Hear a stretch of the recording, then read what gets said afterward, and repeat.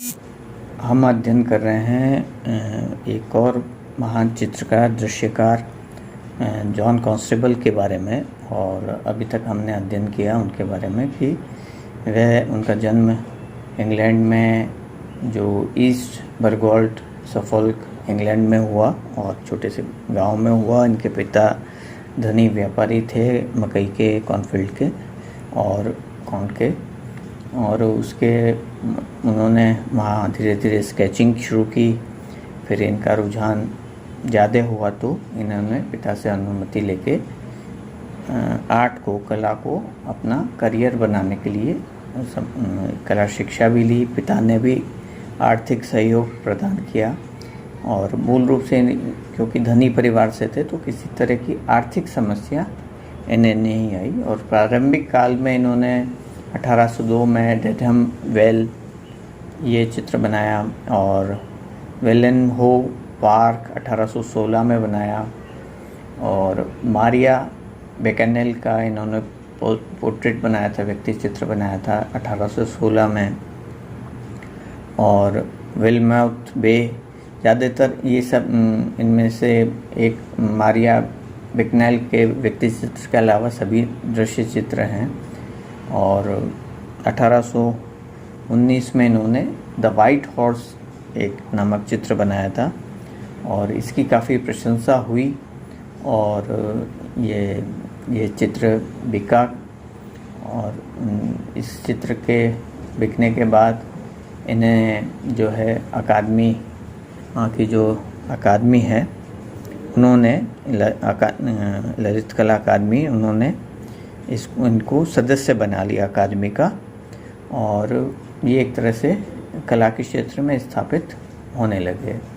और इनका एक जो प्रमुख चित्र है द हेवेन, भूसे वाली गाड़ी, ये भी काफ़ी प्रसिद्ध चित्र रहा। उसी 1821 का ये जो चित्र है अभी नेशनल गैलरी लंदन में स्थित है और ये काफ़ी प्रसिद्ध हुआ।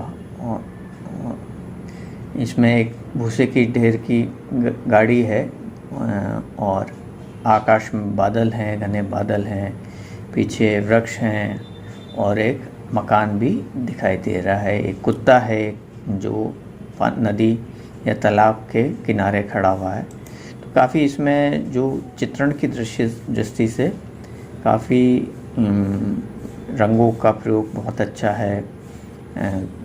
प्रकृति में जो, अगर हम बादलों की परिप्रेक्ष्य की बात करें तो विस्तृत परिप्रेक्ष्य दिखाई देता है। रंगों का प्रयोग सुंदर है और बादलों को बड़ा ही घने बादल दिखाए हैं, सफ़ेद काले दोनों ही तरह के हैं, परंतु उसमें भयावहता नज़र नहीं आती, एक सौंदर्य नज़र आ रहा है। प्रकाश का बहुत ही सीमित, बहुत कंट्रोल्ड लाइट है। जहाँ परिदृश्य में, बैकग्राउंड में, जहाँ पर दूर छोटे होते हुए वृक्ष दिखाई दे रहे हैं, वहाँ बादलों के बीच में से छनकर आता हुआ प्रकाश दिखाई दे रहा है। वहीं जो अग्रभूमि है, जहाँ भूसे की गाड़ी है और उसको चलाने वाला उस पर बैठा हुआ है, वह जो है वह इतनी प्रकाशमान नहीं है। परंतु फिर भी जो हमारी दृष्टि है पूरी चित्र पर घूमकर वापस पुनः जो गाड़ी से चलकर पृष्ठभूमि में और पृष्ठभूमि में से फिर धीरे धीरे मकान, बड़े वृक्षों से होते हुए कुत्ते तक होते हुए वापस पुनः बैलगाड़ी पर आ टिकती है। तो ये उनके संयोजन की खूबसूरती है। काफ़ी कंट्रोल्ड, काफ़ी संयोजन की दृष्टि से काफ़ी अच्छा चित्र ये माना जा सकता है। और इस चित्र को देखकर जो है डेलाक्रा इतने प्रभावित हुए थे कि उन्होंने कियोस में नरसंहार जो चित्र है उसको वापस उन्होंने कलर स्कीम में उसकी चेंज की, रंगांकन पद्धति, और उसको फिर से उन्होंने प्रदर्शित किया। तो यह जो इन कांस्टेबल के चित्रों से प्रभावित होकर बाद के प्रभाववादी चित्रकारों ने भी उनकी रंगांकन पद्धति से प्रभावित होकर प्रभावात में अपने कला चित्रों में परिवर्तन किया या चित्रण शैली में वह प्रभाव लेके आए जो कांस्टेबल के चित्रों में दिखाई देता है। रंगों की चमक बरकरार रहती है उनके, उसके अलावा प्रकाश का बहुत ही अच्छा उन्होंने प्रयोग किया है चित्रों में। द लॉक भी एक 1824 में उन्हीं के द्वारा बनाया एक चित्र है। इसके अंदर भी प्रकृति, पीछे बादल हैं, आकाश में बादल, अग्रभूमि में बड़ा वृक्ष है और एक जो नाव है और एक रहट टाइप की है जिससे पानी आ रहा है। तो ये सब विषय की दृष्टि से भी महत्वपूर्ण है कि उन्होंने खाली प्रकृति दृश्य में खाली प्रकृति ही बनाई ऐसा नहीं है, उन्होंने उसमें कहीं ना कहीं मानवीय आकारों को भी दर्शाया है और उसको एक विषय के रूप में स्थापित किया है।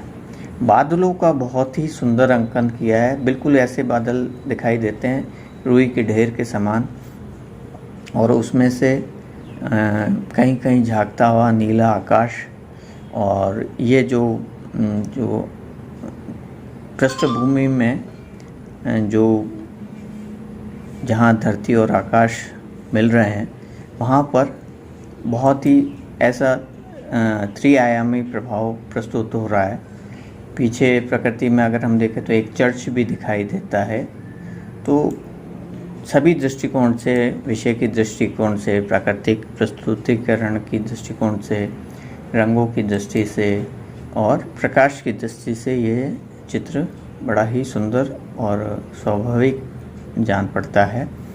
और इसके अलावा इनका सैलिसबरी कैथेड्रल, ये भी काफ़ी प्रसिद्ध चित्र है जिसमें सैलिसबरी कैथेड्रल को इन्होंने 1831 में बनाया था, जो अभी टेट ब्रिटेन में है। और इसके अंदर भी एक घोड़ा गाड़ी और जिसमें 2-3-4 वृक्ष जो घोड़े हैं वह बंधे हुए हैं, घोड़ा गाड़ी, और पानी में से निकलती हुई दिखाई है। पीछे चर्च है सैलिसबरी कैथेड्रल। और सबसे महत्वपूर्ण है बादलों में रेनबो, इंद्रधनुष का अंकन बहुत ही सुंदर तरीके से किया हुआ है। जब हम इतना विस्तृत दृश्य बनाते हैं जिसके अंदर पास की चीज़ें भी दिखाई दे रही हैं, लकड़ी के ठूंठ दिखाई दे रहे हैं, घोड़ा गाड़ी दिखाई दे रही है, चर्च भी दिखाई दे रहा है और उसमें पृष्ठभूमि में इंद्रधनुष भी, तो इन सभी चीज़ों को संयोजित करना या किस चीज़ को कितना महत्व दिया जाए ये मुश्किल हो जाता है कई बार। परंतु एक कलाकार की दृष्टि से इन्होंने बहुत ही सभी को अपना महत्वपूर्ण स्थान दिया। पीछे अगर हम इस चित्र को और बारीकी से देखें तो जहाँ इंद्रधनुष धरती से उगता हुआ दिखाई दे रहा है, वहाँ मकान भी हैं, वृक्ष भी हैं, और इसके चित्र एक तरह से 2 भागों में प्रतीत इस दृष्टि से होता है कि जो दाईं ओर का 1/4 भाग है वह उसमें बहुत अधिक कुछ चित्रण नहीं किया गया, एक खुला मैदान दिखाया है। वहीं बाईं ओर का जो 3/4 भाग है जिसमें बड़े वृक्ष, कैथेड्रल, घोड़ा गाड़ी, ये सभी है। तो ये जो संयोजन की खूबसूरती है या संयोजन को किस प्रकार से हम संतुलित करें, बैलेंस करें, यह हम इस चित्र के माध्यम से सीख सकते हैं। वह चाहते तो जो कैथेड्रल है उसको प्रमुखता देते हुए पूरे दृश्य को इस एंगल से पेंट करते कि चारों तरफ वृक्ष दिखाई देते और बीच में सैलिसबरी कैथेड्रल, पर उन्होंने दृश्य को जिस जगह से बैठकर बनाया या संयोजित किया वह बहुत ही महत्वपूर्ण है। काले घने बादल, उसी के अंदर से बादलों में से निकलता हुआ प्रकाश और उन्हीं बादलों में से धरती से उठता हुआ बादलों में विलीन होता हुआ इंद्रधनुष, ये सभी बातें जो चित्र को बहुत सुंदर बनाती हैं। उसके अलावा रंगों को जो स्ट्रोक्स के रूप में लगाया हुआ है उससे रंगों की चमक बरकरार है, परंतु प्रकाश का प्रभाव भी दिखाई दे रहा है। तो बहुत ही सुंदर चित्र है ये सैलिसबरी कैथेड्रल, और इसमें अग्रभूमि से लेकर पृष्ठभूमि तक सभी वस्तुओं को, आकारों को महत्व अपना यथोचित ध्यान या महत्व प्रदान किया गया है।